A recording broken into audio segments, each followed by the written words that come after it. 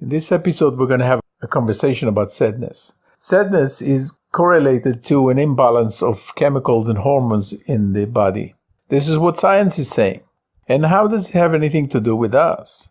Well, I don't know. Let's look at it. When we're sad, what really happens? Okay, we are depressed, meaning that we don't want to go out of the house. We are staying in bed.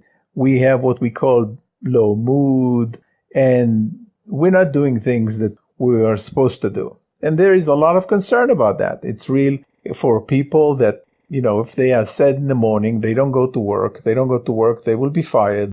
They won't have the money to pay the bills. Then they will be, sent away from where they live, and they will be in the street, homeless. All that, like it took me about 25 seconds, all that is what happens when the person experienced what it experienced when it's sad.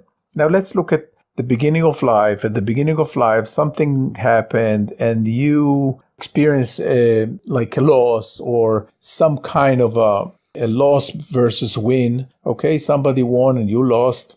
And then your mother said, oh, he's sad. And at that moment, okay, all the body sensations, the voices in the head, the smells, the noises outside and inside of your brain, they all were kept in the memory, in the brain, as this is said. And when things happen that reminds the brain of the same situation, sadness come in. That's it. So if I, for instance, for me, for many, many years, when I had this darkness in the winter, okay, and it had some sense of there's rain coming or there is some rain and trickling, etc., immediately I had this body sensation that people call sadness. I didn't want to go.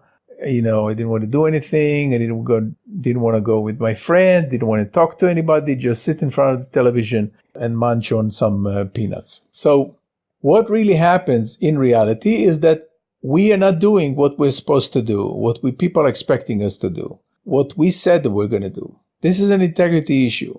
And I'm not saying that this is the only thing that is important in life, to be in integrity.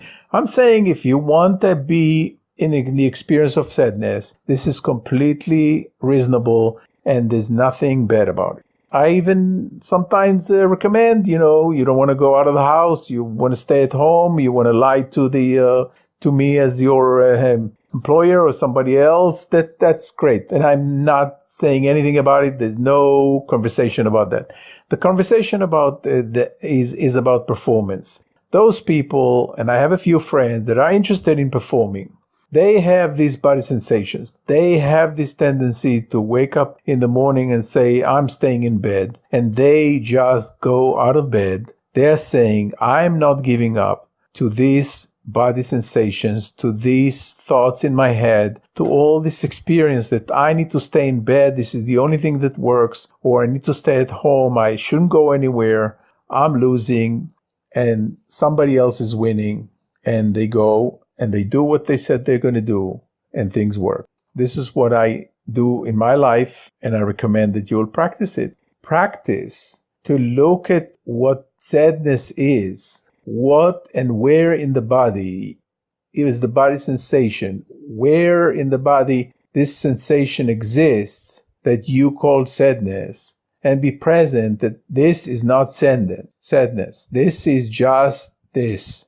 And it's not what it's not. It's just this experience. And it has nothing to do with you, nothing to do with how much you are loved, appreciated, and respected. Nothing to do with how people are expecting you to be in action and make a difference with them. Nothing to do with who you are in the world. Just stand up, go to the gym, go to work, tell everybody that you love them, and it will work. It works for me. I recommend you do it. Thank you for listening.